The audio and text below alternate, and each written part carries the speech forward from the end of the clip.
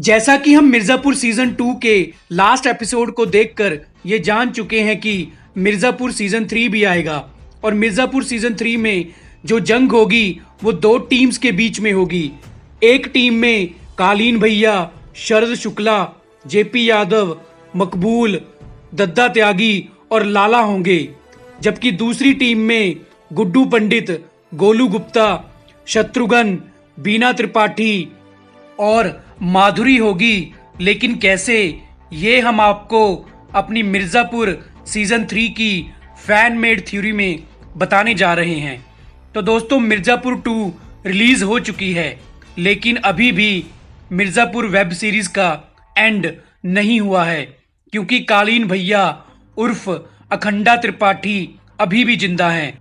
भले ही चाहे गुड्डू पंडित को सीजन 2 के लास्ट सीन में मिर्जापुर की गद्दी पर बैठते हुए दिखाया गया है, लेकिन अभी भी मिर्जापुर की गद्दी के बहुत से दावेदार जिंदा हैं, जिनमें से एक कालीन भैया हैं, जिसको शरद शुक्ला अधमरी हालत में उठाकर ले गया है।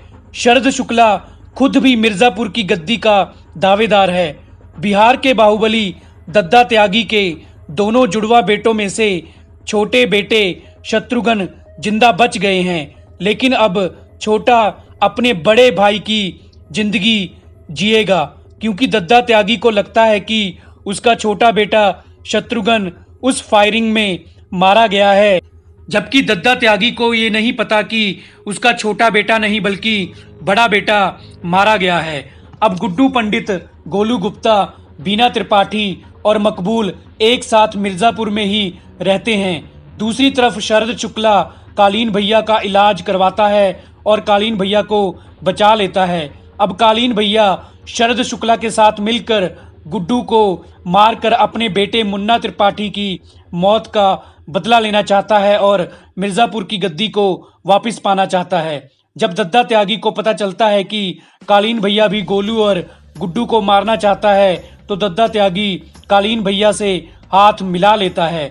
लेकिन अब गुड्डू पंडित, जो अब किंग ऑफ मिर्जापुर बन गया है, को मारना इतना आसान नहीं है।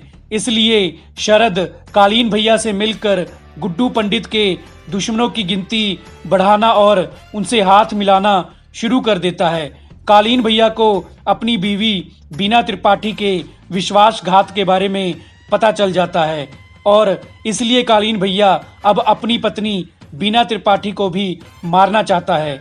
मिर्जापुर सीजन 3 में एक बहुत बड़ा ट्विस्ट ये होगा कि मुन्ना की वाइफ माधुरी, जो अब चीफ मिनिस्टर बन चुकी है, को अपने पति के कातिल गुड्डू त्रिपाठी को सपोर्ट करना शुरू कर देती है, क्योंकि माधुरी नहीं चाहती कि कालीन भैया मिर्जापुर की गद्दी पर बैठें। इसलिए ही माधुरी कालीन भैया को मिनिस्टर की पोस्ट से भी निकाल देती है। बीना त्रिपाठी भी अब माधुरी के हर फैसले में उसका साथ देती है। उधर गुड्डू पंडित का पिता रमाकांत पंडित एसीपी को मारने के बाद पुलिस के आगे सरेंडर कर देता है, क्योंकि लाला भी अब जेल चला गया है। इसलिए गुड्डू पंडित लाला की बेटी शबनम से शादी करके उसको मिर्जापुर ले आता है। गुड्डू की बहन डिम्पी गुप्ता की शादी भी रॉबिन से हो जाती है। कालीन भैया लाला को जेल से छुड़वा लेता है, क्योंकि शरद और कालीन भैया ये जानते हैं कि लाला को ये पसंद नहीं था कि उसकी बेटी शबनम गुड्डू से शादी करे, लेकिन शबनम ने अपने पिता की मर्जी के खिलाफ गुड्डू से शादी कर ली थी। अब मिर्जापुर की गद्दी का ही सवाल नहीं रहा था, क्योंकि अब कालीन भैया यूपी के चीफ मिनिस्टर बनना चाहते थे। इसलिए कालीन भैया लाला, शरद और दद्दा त्यागी को अपने सपोर्ट के लिए तैयार कर लेता है। अब गुड्डू पंडित और कालीन भैया की दुश्मनी बढ़ जाती है। दोनों एक दूसरे को नुकसान पहुंचाने का कोई मौका नहीं छोड़ते। एक दिन कालीन भैया के आदमी गुड्डू पंडित की बहन डिम्पी और उसके पति रोबिन को मार देते हैं। बदले में गुड्डू पंडित शरद शुक्ला को मार देता है। दूसरी तरफ जब दद्दा त्यागी गोलू पंडित को मारने लगता है, तो छोटे मतलब शत्रुघ्न, जो गोलू पंडित से प्यार करता है, अपने ही बाप को पीछे से गोली चलाकर मार देता है। कालीन भैया मकबूल को उसकी पुरानी वफादारी का वास्ता देकर उसको फिर से अपने साथ मिला लेता है और कालीन भैया मकबूल से बीना त्रिपाठी के पैदा हुए बेटे को उठवा लेता है और उसको अपने पास रख लेता है।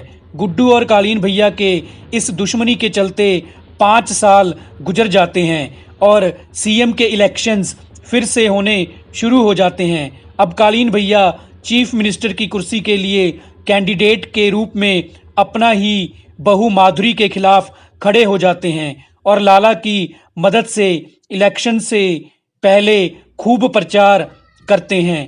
अब मकबूल भी कालीन भैया का साथ देता है। कालीन भैया अपनी बीवी बीना त्रिपाठी को मार देता है। जेपी यादव भी जेल से रिहा होकर आ जाता है और वो भी अब कालीन भैया को सीएम बनने में उसकी मदद करता है। आखिरकार वोटिंग का दिन आ जाता है और कालीन भैया इलेक्शन जीतकर चीफ मिनिस्टर बन जाता है और चीफ मिनिस्टर बनते ही कालीन भैया मिर्ज़ापुर जाकर गुड्डू पंडित पर हमला कर देता है। उस हमले में शबनम मर जाती है। दूसरी तरफ लाला भी गुड्डू के हाथों मारा जाता है, लेकिन गुड्डू पंडित गोलू गुप्ता और डॉक्टर की छोटी बेटी को लेकर मिर्ज़ापुर से भाग जाता है। अब मिर्ज़ापुर की गद्दी पर और सीएम की गद्दी पर फिर से कालीन भैया का राज हो जाता है, लेकिन अभी भी मिर्ज़ापुर सीरीज खत्म नहीं हुई है। आगे भी हमको एक भोकाल वेब सीरीज देखने को मिलेगी। तो दोस्तों, हमारी वीडियो पूरी देखने के लिए आपका धन्यवाद।